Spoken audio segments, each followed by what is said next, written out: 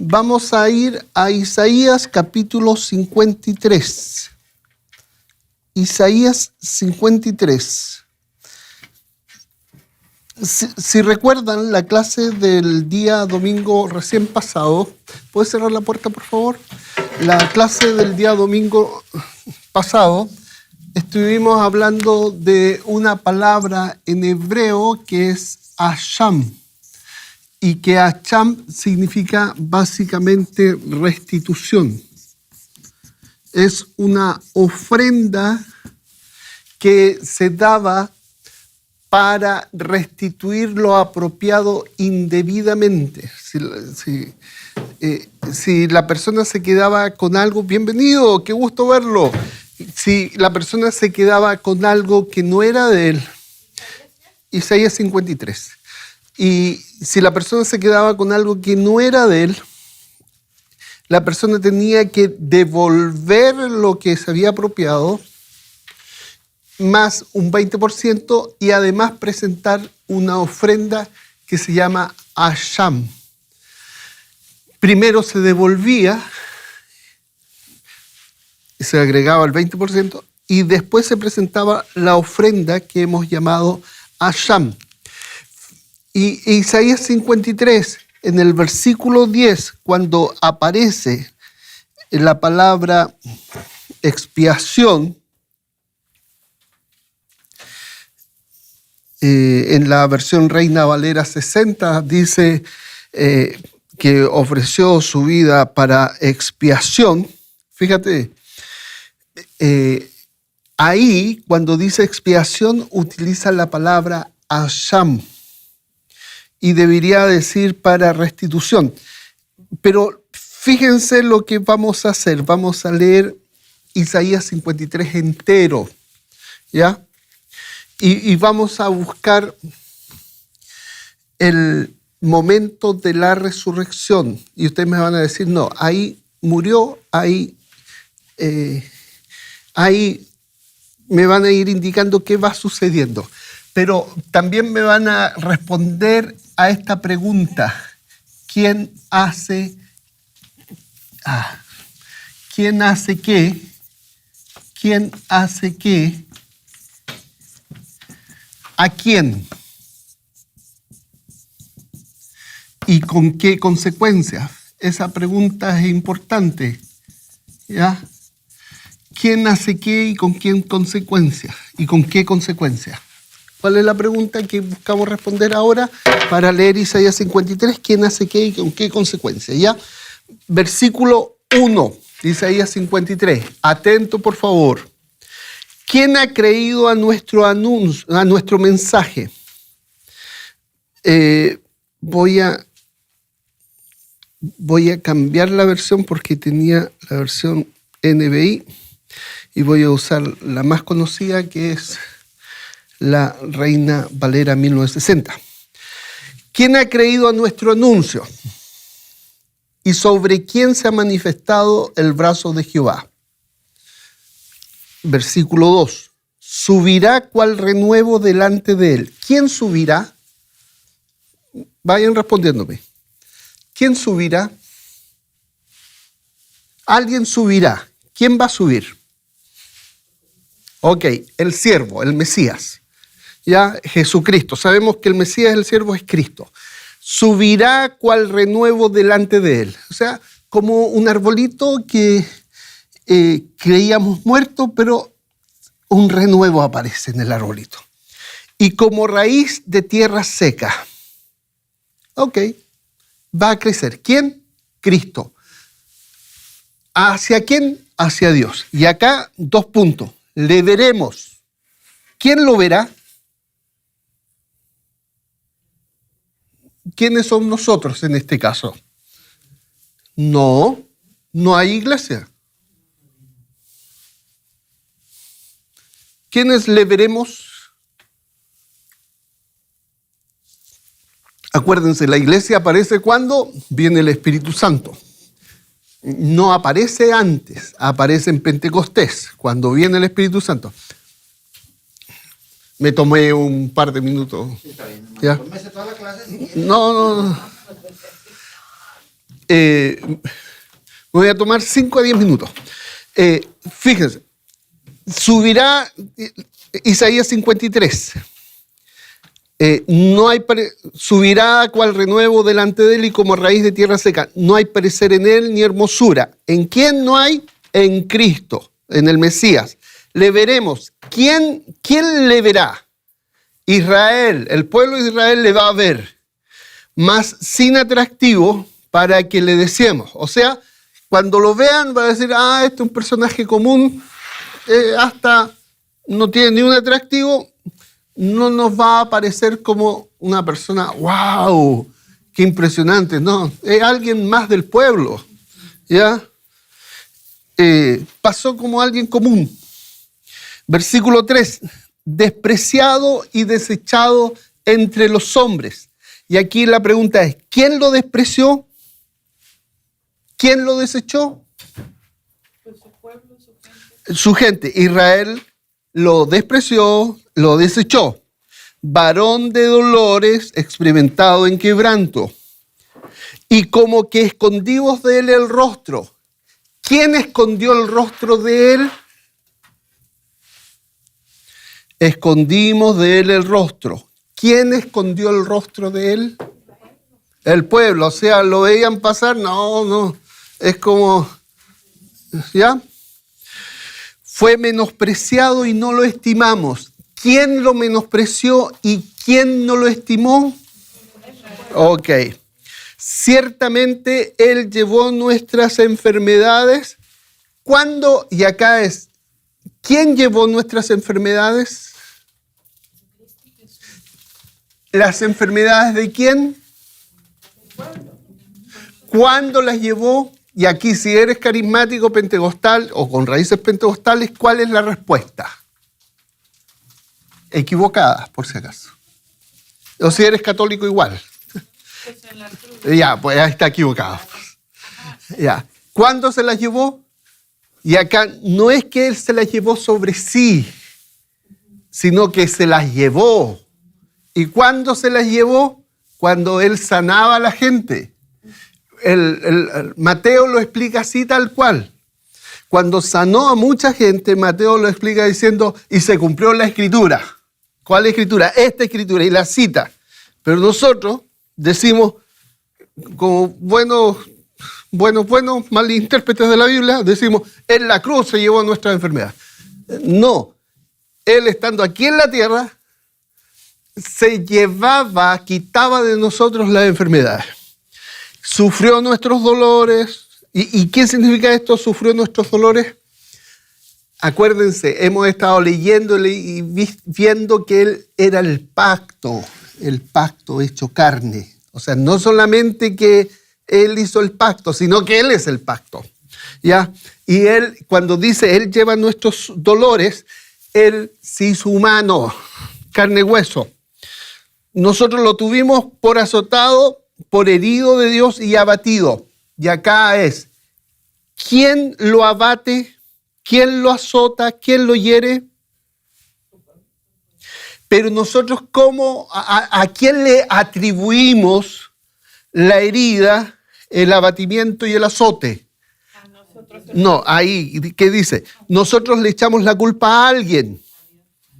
Ya, el texto dice que nosotros le atribuimos a Dios el azote, la herida y el abatimiento. ¿Dice eso el texto? Nosotros lo tuvimos nosotros le atribuimos algo a Dios que en realidad es, fíjate, hay dos formas de leer el versículo 5. Ahí hay un pero. Cuando dice más, es un pero. El herido fue por nuestras rebeliones. Ya, hay dos formas de decirlo. Cuando lo leemos rápido, estamos diciendo, Dios lo abatió por nuestras rebeliones. Cuando lo leemos rápido. Ok, la otra manera de leerlo es bien. Nosotros asumimos algo. ¿Qué asumimos? Equivocadamente, según el versículo. Que Dios lo hirió. Pero el texto está diciendo, nosotros lo tuvimos como. Y eso quiere decir que nosotros estamos haciendo una atribución equivocada. Ok, el versículo 5. Pero el que lo hirió, quien lo hirió, fue nuestro corazón rebelde, nuestro corazón pecaminoso, nuestra maldad fue el ejecutante de la acción en contra de él. Cuando Hechos capítulo 2 dice, Pedro está predicando y dice, Dios lo entregó, Dios en su propósito eterno, lo entregó a ustedes. Ok, Dios lo entregó. Y vosotros lo mataste con manos inicuas. ¿Quién hace el daño? ¿Quién lo hiere?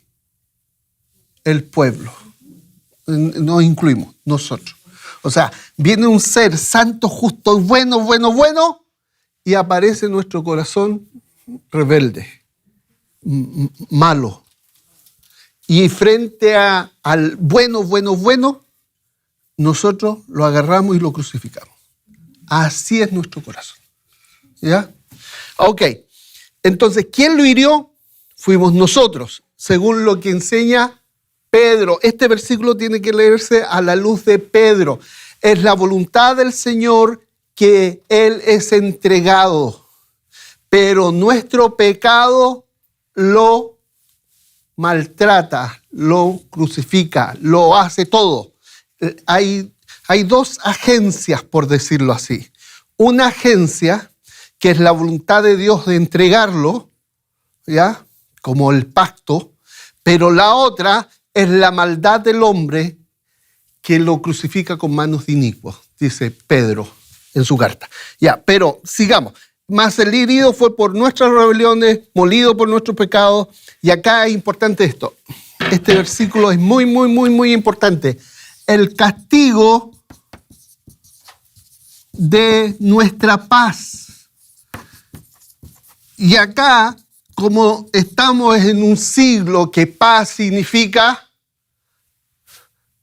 conciencia tranquila, poder respirar. Pero esto en la Biblia significa pacto de paz. Inclusive en Isaías 54 ustedes van a encontrar que aparece el pacto de paz. Y esta palabra significa originalmente disciplina. Cambiamos todo. Entonces, el propósito que Dios lo entregó es para que Él se sometiera a una situación de vida para conseguir el pacto de paz. ¿Ya? El quiebre es absoluto en ese versículo.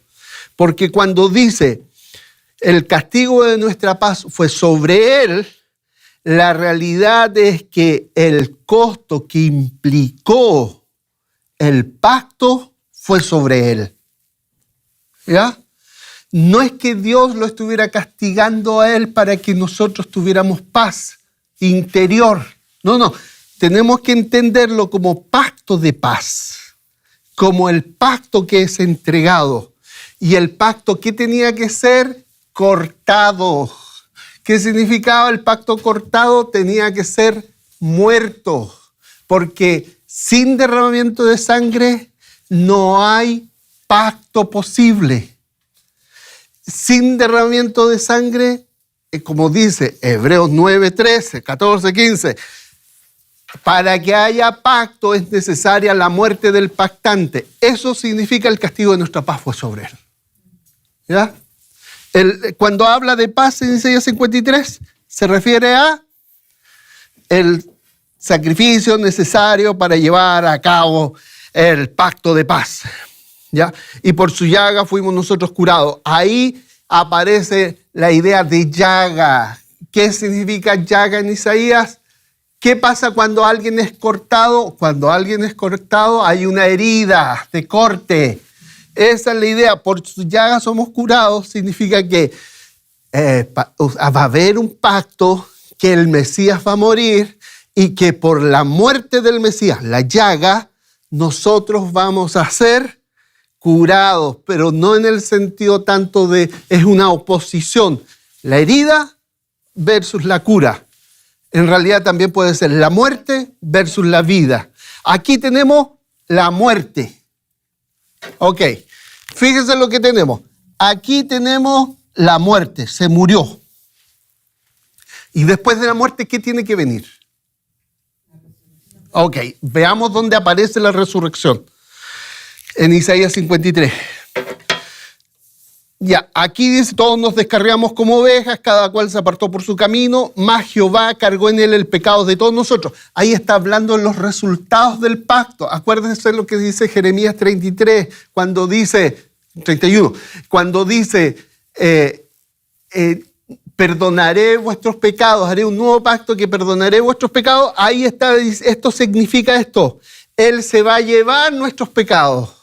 Él va a retirar de ti, así como retiró las enfermedades, también va a retirar tus pecados. Pero como consecuencia del pacto inaugurado. ¿Dónde se inauguró el pacto? El pacto se inauguró cuando el castigo de nuestra paz fue sobre él. Ya murió. Por su llaga fuimos sanados. Ya murió. Cuando habla de llaga, de herida, está hablando de muerte. Y cuando está hablando del versículo 6, está hablando de la consecuencia del pacto inaugurado. ¿Cuál es la consecuencia dentro de las cláusulas? El perdón de tus pecados. El perdón de tus pecados eran las cláusulas del nuevo pacto. Lo que está haciendo aquí, describiendo el nuevo pacto. Ya, verso 7, angustiado y afligido, no abrió su boca, como cordero fue llevado al matadero. ¿Está hablando de la muerte? Está hablando de la muerte. ¿Cómo murió? Como oveja delante de los trasquiladores, enmudeció y no abrió su boca. ¿Qué tipo de animal? ¿Una cabra? ¿O qué animal era? Cordero. ¿Por qué no una cabra? ¿O un cabro? Porque el cordero se utiliza para dos cosas, para pacto y para holocausto. Y el cabro o la cabra, macho cabrío, se utiliza en el caso de el Yom Kippur, presentar la sangre entrando al lugar santísimo, o bien para limpiar, si es una cabra del pueblo. Si se dan cuenta, esto está indicando, diciendo, cordero, sacrificio de pacto. ¿Ya? El tipo de animal que se describe, sacrificio de pacto. Pacto de paz, ¿ya? Cordero, sacrificio de pacto. Pero si no tenemos claro las diferencias de los animales en los diferentes sacrificios, nos vamos a perder. Versículo 8, por cárcel y por juicio fui quitado, y su generación, ¿quién la contará? Fue cortado. ¿Qué se hace con el pacto? Se corta. Aunque la palabra hebrea es diferente, pero es la misma idea. El pacto se corta, no se firma. En el mundo de los hebreos es como el ejemplo que les di, gusto en conocerte. En inglés no es conocer, no es knowledge, es reunirse. En el inglés, cuando tú conoces a alguien, es juntarse contigo. Bueno, en el hebreo, cuando firmas el pacto, no es firmar, es cortar. Ya, ok. ¿Por qué está cortado? Porque se cortó, literalmente, murió. Fue cortado la tierra de los vivientes. Y por la rebelión de mi pueblo fue herido. Ok, cuando habla de herida, habla de muerte. La consecuencia fue, el pacto está inaugurado. Y dentro de las cláusulas del pacto inaugurado era el perdón de los pecados. Ya, versículo 9, se dispuso con los impíos su sepultura, mas con los ricos fue en su muerte, porque nunca hizo maldad ni hubo engaño en su boca. Aquí, ¿qué está? Está la muerte y después viene la... Ok, ¿está la sepultura ahí? Ok, ¿y ahora qué vendría? Ok, fíjense. Y aquí vamos a dejar, con todo eso Jehová quiso quebrantarlo, sujetándolo a padecimientos. Y acá aparece este versículo, cuando haya puesto su vida en expiación por el pecado, verá linaje y vivirá largos días. ¿Pero esto qué es? Y acá viene esta palabra. En el hebreo la palabra para expiación por el pecado es Asham. ¿Qué tiene que ver esto? Porque si no entendemos esta escalerita y si no entendemos la diferencia de sacrificio de pacto, ¿cuándo ocurrió? Éxodo 24. A Hasham, ¿cuándo ocurre? Cuando el sacerdote recibe, porque el otro quiere reconciliarse con su prójimo y con la gente. Entonces, el sacerdote recibe una ofrenda. Pero en este caso pasan dos cosas. Aquí ya Cristo es la ofrenda y Cristo ya es el sacerdote y Cristo es el que presenta el Hasham. ¿Dónde? En los cielos. Aquí fíjate, cuando haya puesto su vida en Hasham, es el texto. Verá el linaje, vivirá largos días y la voluntad de Jehová será prosperada en su mano. Este versículo 10 ya está en los cielos. Es presentándose Cristo, su propia vida, resucitada y victoriosa, como Hasham.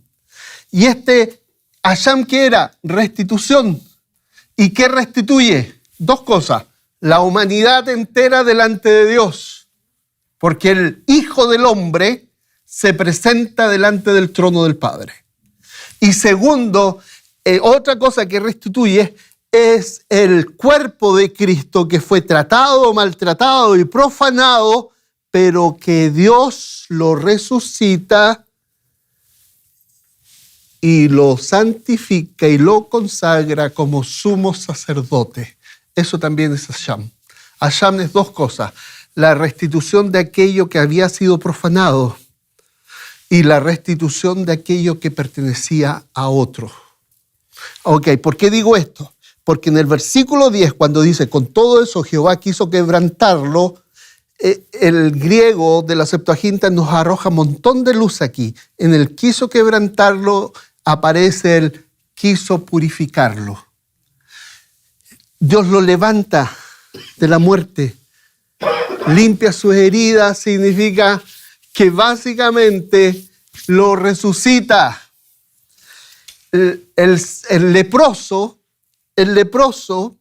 y el que estaba en contacto con la muerte tenía que hacer un tipo de ofrendas, particularmente el leproso.